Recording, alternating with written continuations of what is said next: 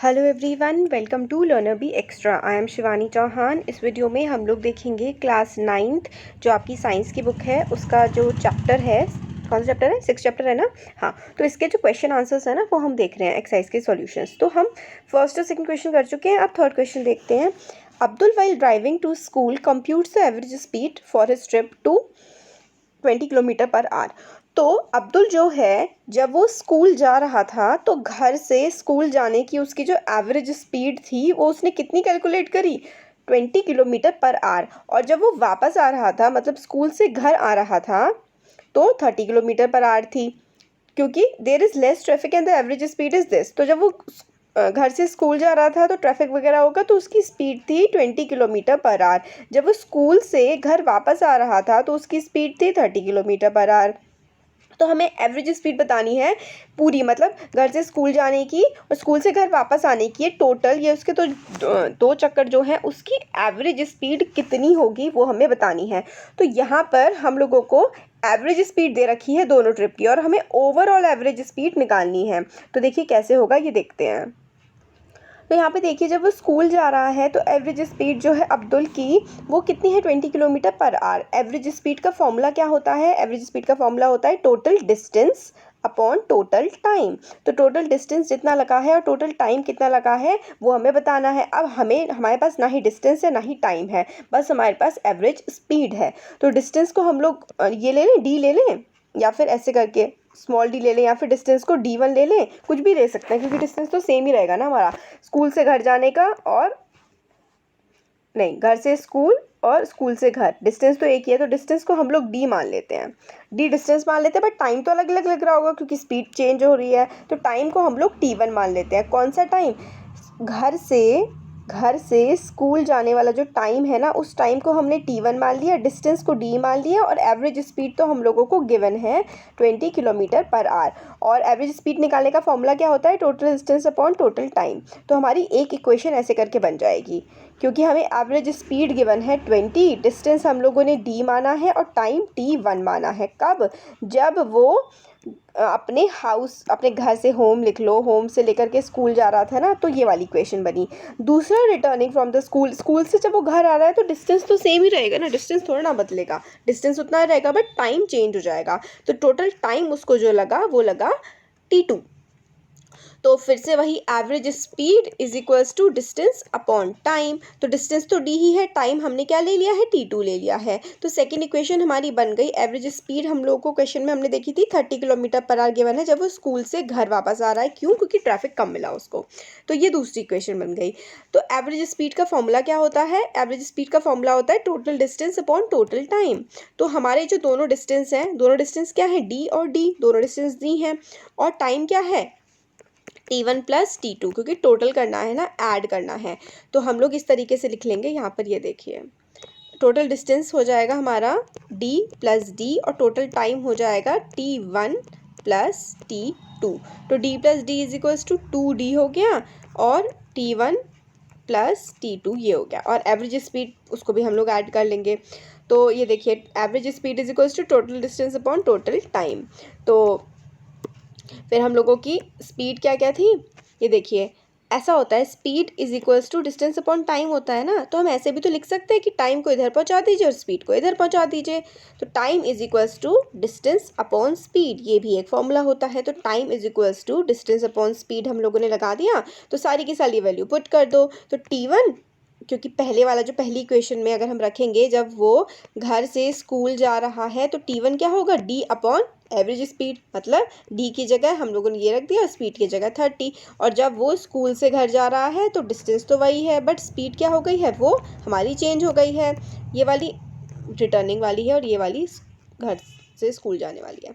तो average speed, इन दोनों का एडिशन, तो हम क्या करेंगे, इन दोनों को ऐड कर देंगे। तो एवरेज स्पीड क्या हो जाएगी हमारी, एवरेज स्पीड हो जाएगी, ये देखिए यहाँ पर टाइम की जगह ना हम ये वाली चीज़ रख देंगे, क्योंकि एवरेज स्पीड का क्या फॉर्मूला होता है, एवरेज स्पीड का फॉर्मूला होता है डिस्टेंस अपॉन टाइम। डिस्टेंस तो हम लोगों ने दोनों को ऐड कर लिया था तो हमारा 2D आ गया था। टाइम हम लोगों ने यहाँ से निकाल लिया है कि टाइम क्या है, टाइम ये है T1 is equals to D upon 30 है और T2 is equals to D upon 20 है। तो हम लोगों ने यहाँ पर रख दिया। अब क्योंकि सबको ऐड करना है, average speed is equals to total distance upon total time. तो T1 और T2 ये हमारे बन गए। तो बस फिर आपको क्या करना है, एलसीएम लेना है। 30 और 20 का एलसीएम क्या आता है, 60 आता है। फिर उसके बाद 30 की टेबल में 60 कितने टाइम आता है, 2 टाइम। तो यहाँ पर हमारा 2D हो गया, और 20 की टेबल में 60 कितने टाइम, 3 टाइम। तो यहाँ पे 3D हो गया। तो 2D अपॉन ये, तो ये इस तरीके से आ गया, 2D + 3D ऐसे करके हो जाएगा, और अपॉन में 60 हो जाएगा, है ना। अब देखिए क्या होता है, समझिए ज़रा यहाँ पे कि किस तरीके से शिफ्टिंग होती है। वैसे तो काफ़ी बच्चों को तो आता होगा, बट जिसे नहीं आता है ना, अच्छे से देखो और आगे के लिए याद रखो। ये देखो, ये तो ऐसे ही लिख देंगे हम, है ना, इसको ऐसे ही लिख देंगे। अब ये जो 60 है ये क्या है, ये डिवाइड में है ना। 60 जो है डिवाइड में होता है। डिवाइड का मतलब है कि कैसे है ये 60, ये ऐसे है, इस तरीके से है नीचे की तरफ। तो जो ऐसे 1 2 3 जब 3 ऐसे हिस्से बन रहे होते हैं ना, तो जो 60 होता है ना, ये इस यहाँ नहीं जाता है, ये इसके ऊपर के साथ मल्टीप्लाई में चला जाता है। हमेशा याद रखिएगा कि इस तरीके से, ये तो हम एज इट इज़ लिख देंगे, एज इट इज़ बिल्कुल। जो ये बिल्कुल सबसे नीचे वाला है ना, ये ऊपर चला जाएगा और मल्टीप्लाई में जाएगा। तो 2D अपॉन 5D हो जाएगा इंटू 60। तो D से D कट जाएगा, तो 2/5 इंटू 60, और ये 120, और 120/5 का आंसर आ जाएगा 24। तो एवरेज स्पीड जो हम लोगों को निकालनी थी वो आ गई क्या, 24 किलोमीटर्स पर आवर। तो एवरेज स्पीड अब्दुल की ट्रिप की कितनी आ गई, वो आ गई 24 किलोमीटर्स पर आवर आ गई। होपफुली आपको समझ में आ गया होगा। एक और बार फटाफट से रिपीट कर लेते हैं, 2 फॉर्मूले, एक ही फॉर्मूला लग रहा है। तो एवरेज स्पीड तो हम लोगों को पता है कब, जब वो घर से स्कूल जा रहा है तो 20 किलोमीटर पर आवर। और हमारी एवरेज स्पीड निकालने का फॉर्मूला होता है total distance upon total time. हम लोगों को बट एवरेज स्पीड तो गिवन है, हम लोगों को टोटल एवरेज स्पीड निकालनी है। हमें एवरेज स्पीड गिवन है कि घर से वो स्कूल गया उसकी स्पीड पता है, स्कूल से घर आया उसकी स्पीड पता है, बट पूरी की पूरी जर्नी में उसकी एवरेज स्पीड कितनी है वो निकालनी होती है। ये नहीं है 2 स्पीड्स को प्लस कर लो, ऐसे नहीं होता है। ये प्रॉपर इस तरीके से निकलता है। डिस्टेंस सेम होगा तो D ले लिया, टाइम T1 ले लिया। तो speed is equals to distance upon time. Speed is equals to distance upon time का फॉर्मूला लगा दिया। डिस्टेंस को D ले लिया, टाइम को T1 ले लिया, और स्पीड तो हमारे पहले केस में 20 है। दूसरे केस में स्पीड क्या हो जाएगी, 30 गिवन है, और D अपॉन T2 ऐसे करके आ जाएगी। दूसरी इक्वेशन ये बन जाएगी। अब हमें एवरेज स्पीड का formula, average speed is equals to total distance upon total time होता है, राइट। तो टोटल डिस्टेंस क्या हो जाएगा, टोटल डिस्टेंस तो D + D हो जाएगा। बट टाइम कैसे निकालोगे, तो टाइम इस इक्वेशन में थोड़ी सी शिफ्टिंग करके निकाला जाएगा। कैसे निकालेंगे टाइम, टाइम आएगा T1 इधर और 20 इधर। तो T1 is equals to D upon 20, ये T1 आ जाएगा। T2 is equals to D upon 30, ये हमारा दूसरा टाइम आ जाएगा। तो बस ये T1 T2 आ गए, और D तो है ही हमारे पास, तो हमारी बस इस तरीके से स्पीड निकल जाएगी। तो ये वाली दूसरी इक्वेशन आ गई। इससे हम लोगों ने क्या निकाल दिया, T2 is equals to D upon 30। तो T1 T2 यहाँ पर हम वैल्यूज़ पुट करेंगे। तो यहाँ पर हमने वैल्यूज़ पुट कर दी। देखिए ये क्या था, कहाँ से निकाला है, ये है total distance upon total time, ये इस तरीके से निकाला हुआ है, ठीक है। तो टाइम हम लोगों का T1 और T2 ये हम लोगों ने रख दिए इस जगह, और फिर बस फिर तो कैलकुलेशन ही करी है। तो होपफुली समझ में आ गया होगा। थोड़ा सा तो टफ है, माना ये पूरा ही चैप्टर थोड़ा सा टफ है। तो अगर आपको थोड़ा सा डाउट वगैरह हो ना, तो दोबारा से रिपीट करके देख सकते हो, आपके पास तो ऑप्शन है। अब नेक्स्ट क्वेश्चन इसी वीडियो में देख लेते हैं। काफ़ी बड़ी मतलब प्रॉब्लम होती है वरना आप लोगों को कि ये वीडियो नहीं मिल रही, वो नहीं मिल रही। क्वेश्चन नंबर 4 है, a motor boat starting from rest. और अगर आप लोगों ने अभी तक सब्सक्राइब नहीं किया है तो सब्सक्राइब कर लीजिए चैनल को।